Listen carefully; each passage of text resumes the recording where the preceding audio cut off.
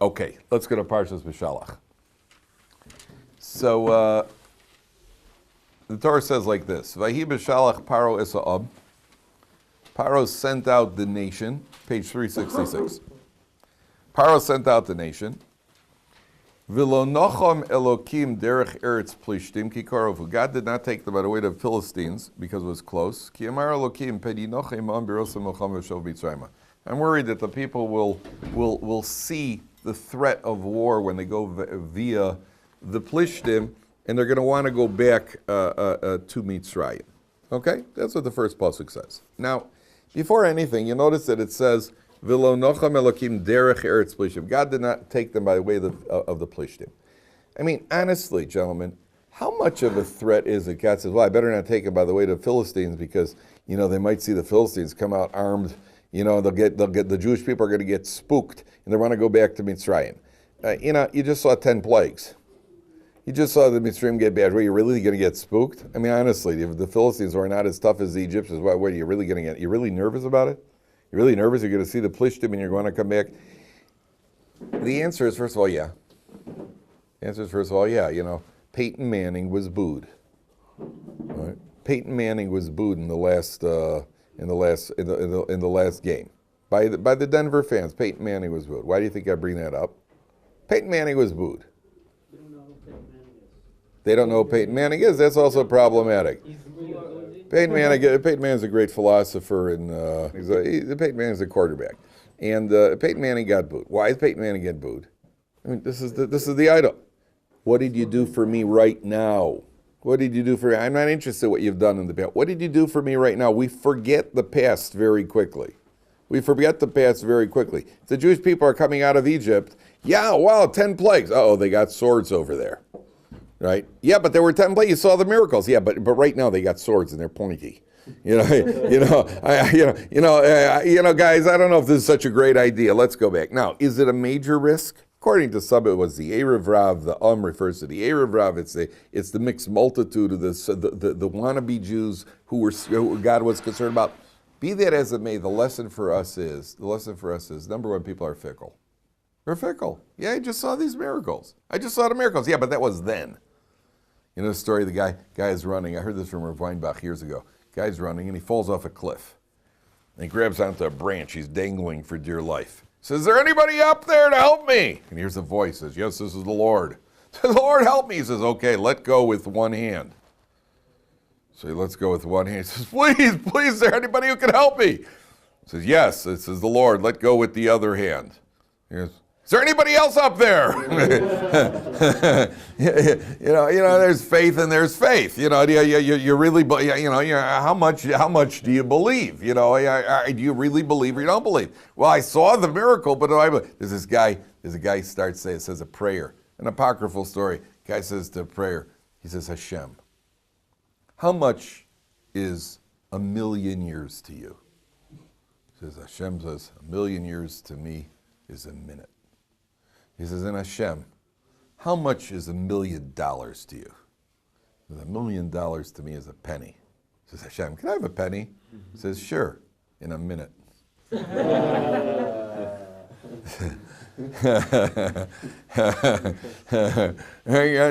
believe or you don't believe. All of a sudden you're believing. I understand. You can't have it on both ends. So it's a guy comes along and a guy says, we see swords over there. Okay, it may be unlikely, but Hashem says, I don't want to take the chance. I don't want to run the risk. I don't want to take the chance. I'm not taking you past there. We're going to go circumvent it. Okay. Now. Why would the Rebbeinu Shalom not create? After all, he can control all. Yeah, but then What was the reason? it's a good. Why does he even have that route? Because he doesn't want to take him through the Philistines. He could, but they didn't do it. There's no reason to. Let's take him around. Why should we go that way? It doesn't have to go smiting everybody. Philistines didn't do anything wrong yet. Yeah. We don't deserve anything to get smitten for yet, right? So they don't deserve it. The Egyptians deserve it. You can't go smacking them around for no reason. It's a good question. It's a valid question, but that's Now, there's a very important life lesson here. It's very important. The commentary is a very important life lesson here. There's a life lesson, sometimes in life, not just about Tshuva, it's all Jews. All Jews. We have tests in life. We have tests. So a guy says to me, well, I went to the beach and I failed my test. Went to the beach and I failed my test. Or whatever the beach tests are, right? Usually beachettes. So I went to the beach and I failed my test. I got news for you, buddy. You didn't fail your test on the beach. You failed your test when you got on the bus to go to the beach. That's when you failed your test. Your test wasn't at the beach. Once you got to the beach, that's not a test. You're dead.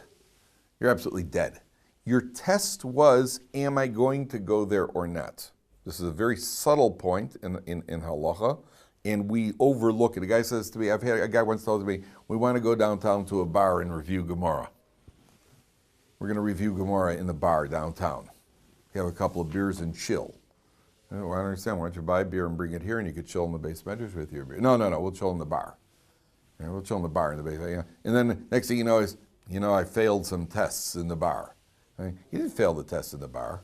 So the guy says, I failed the bar exam. You didn't fail your test in the bar. You failed long before you ever got to the bar. You failed as soon as you head in that direction. Your test wasn't what's going to happen in a bar. What do you think is going to happen in a bar? You're going to talk philosophy? Somehow I think not.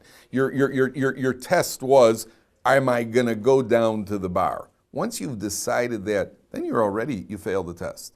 Our job, what's that? You can turn around. You could turn around. Then you have overcome, you've had that tug of war. You could turn around. But assuming you didn't turn around, to the contrary, you picked up speed. And then you got there, and then when you got there, you picked up even more speed, symbolically and literally. And then what do you call it? And then things happen. So then it's not what do you call it? It's not like, oh my goodness, how could that have happened? It's like the girl. It's like when you're in college, when at the frat parties. The next day the girl says, oh, I can't believe I did that. You can't believe you dove into a punch bowl like a fish out of water, right? And then the next day, you're like, that wasn't when you failed your test. You failed your test by showing up, by setting foot in there. What did you think was going to happen? What do you think was going to happen when you go into a fraternity for a party where there's alcohol and guys? What did you think was going to happen? The answer is you failed it when you made the decision to go there. Our job is, the Torah is teaching you, not overcome the test when you confront it. Of course, if that happens, sometimes we're confronted with tests where we weren't ready. Your job is, don't get into the situation of the test. Don't get into the situation of the test. You failed the test by putting yourself into that situation. So the Gemara says, imagine a guy comes to a crossroads. Guy's walking, he comes to a crossroads. So there's one route that leads past, Bnei Brak. One route leads him past Bnei Brak, and the other route leads past, Dizengoff Square in Tel Aviv. And the guy says, well, and he could go both routes in order to get to your destination. And the guy says, well, I guess I'll take the Dizengoff route, and I'll overcome my Yetzer Hara and not look at anything inappropriate. As opposed to going to Bnei Brak, where about the only inappropriate thing he'll see there is a Baba Basra, right? So he's, that's about as bad as it gets. So now he decides, well, instead of going through Bnei Brak, I'll go through Dizengoff in Tel Aviv. So he goes through Dizengoff and he doesn't look at a thing. He keeps his eyes closed and he doesn't look at the mamish. The Gemara says such a person is a Russia. Or it doesn't mince words. You're a Russia. You're a bad person. You know why? Because you shouldn't have put yourself in a state of test. Who told you to go put your? Well, you don't have enough tests. You don't have enough tests. You need to find more tests. You have enough tests coming at you hot and heavy. You got to go find the test. We say every morning in davening, please Hashem, don't test us. Not looking for tests. We got plenty of tests without getting the tests. So what are you putting yourself in that position for? You put yourself in that position, you already failed. That's what the Torah says. God doesn't take it by way to plishtim. Because is there a risk? Stay away. There's a risk factor, stay away. I have guys always ask, what should I do with a former non-male acquaintance who keeps bothering me? I have a non-male acquaintance call a female, who keeps bothering me. She's calling me, she wants to get together to that. Should I meet her and explain to her that I've become frum and I don't talk to women, not even my mother, and I only speak Aramaic now, should I meet her? And or the answer is no, don't go meet her. Don't go meet her. Send her a text message that says, we are not able to communicate, have a great life, and if you have any problems, talk to Rabbi Kaplan. Right? That is what you should send her. Don't go over and don't start explaining and this and that and the other thing, because next thing you know, you're in trouble. That is, and if you don't, then you put yourself in, I'm going to use that as an example. If you don't, then you're putting yourself in the same thing. A guy's an alcoholic, right? A You know what? I'm going to say get 7 bottles of booze and put them on the table and just stare at them to see how strong I am. 7 bottles of booze on the table, 7 bottles of booze, right? And then what do you call it? Now you're going to lose, right? Because you got your 7 bottles of booze. Don't stay away from anything that even looks like booze. Stay away from all liquid, including water. That's the best thing you could do. Don't go put yourself into a state of test. That's why that's not your job. That's what a coach will teach. Somebody had a question. Go ahead. You're saying that we shouldn't put ourselves into a situation that'll test us. Correct. And in that way, we're passing the test? Yes. If you have that choice, yes, you've passed the test. Isn't that kind of, though, contradicting itself? I mean, it's saying don't test yourself. Right. Don't test yourself. And yet you're passing a test. Correct. Because your test is, we're always being tested. That was the test. The test was, how are you going to test yourself? You pass the test. We think the test is that we put ourselves into a state of testing ourselves. That's not that. Of course we're being tested all the time. Our test is, will we put ourselves into a situation of test? Sometimes we have more intense tests. Sometimes you're right. Sometimes all of a sudden a door opens and something walks in and you can't look at it. Right? So that the test, I didn't go to it, it came to me. Right? So I didn't invite that test. Sometimes we have the option of avoiding the entire test, but that itself is a test. And often it's a more difficult test because it's a more subtle test. Because we think that it's not that dangerous. That's the idea. Now, the second idea here is, have you ever heard the concept of derech eretz? Ever heard the concept of what is derech eretz? How would you roughly translate derech eretz? One in Rome. Derech eretz is sometimes called respect. What do you call it? I said follow the law of the land. So Follow the law, the way of the land, which is why it's called derech eretz. There's actually a tractate, one of the minor tractates is called derech. It's not derech eretz to interrupt people when they're talking. It is not derech eretz to stare at people's faces while they're eating. You don't look at somebody while they're eating. It's not derech eretz to pull food out of your mouth and put it on the table. These are all mentioned in halakha. There are different things that are called. Do you know that why Orientals in the Oriental countries? Do you know why they use chopsticks? Do you know why the Chinese use chopsticks? The Orientals use chopsticks. Why do they eat with chopsticks? Why is Chinese food classically always small pieces? Isn't it right? When you get there, when you eat Chinese food, it's always cut up into small pieces. It can be classy. Because you could eat, but they consider classy. It's always small food because you can't really eat steak with chopsticks, now can you? Right? That's why it's always chopped up. So chop this, chop that, chop the other. You could take the chopstick and stab it in. Yeah, but they don't. They don't. The reason That's why I respond. you're right. You're right. Speaking of Derek, right. So the answer is because the Chinese contend that it is not proper etiquette to cut meat at the table. You cut in the back room. You don't have to bring out a knife and fork and cut at the table. And therefore, the Chinese food is small pieces that you eat with chopsticks. There's no cutting going on. So every country, every nation has their code of what's considered derech eretz, so it's considered proper etiquette. In Saudi Arabia, after you eat a meal, if you want to show that the meal was a good meal, you know what you do? You burp loudly. You burp loudly. We missed it, guys. It would have been so good to be born in Saudi Arabia, right? When we did it, we got slapped. The Saudi Arabians, hey man, that was great. That's how they go. Now, in their country, that's considered derech eretz.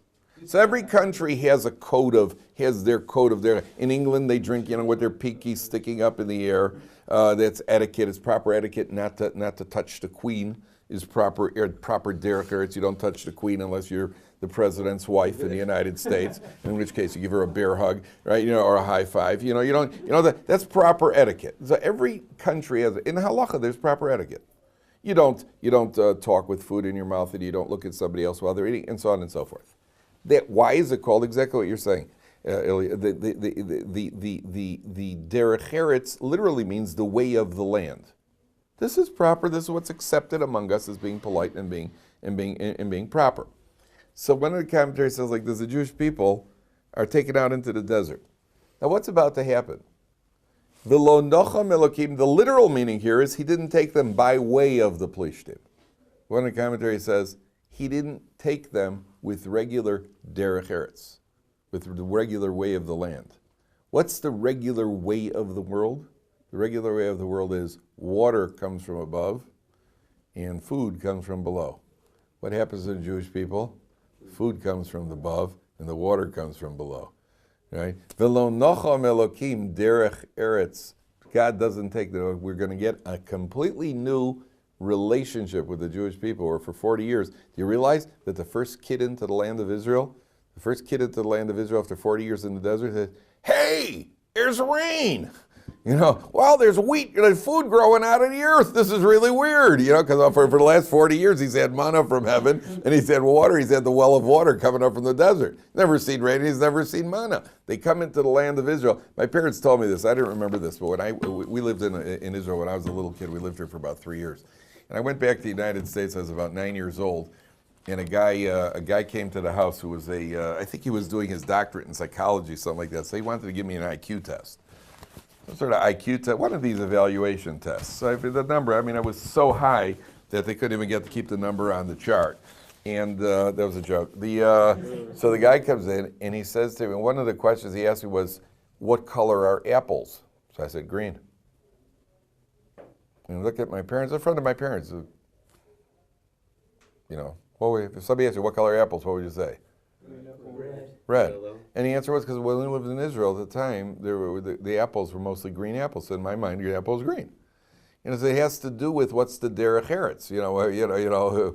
What is the etiquette? What's the etiquette like in Israel? Well, they had a big, there was a big missing space there on that one over there. But that's what derech eretz is. So the normal way of the earth is rain comes from below, food comes above. Below nacham elokim derech eretz. They did not head out in the way that the world normally runs. Okay, we'll see tomorrow more.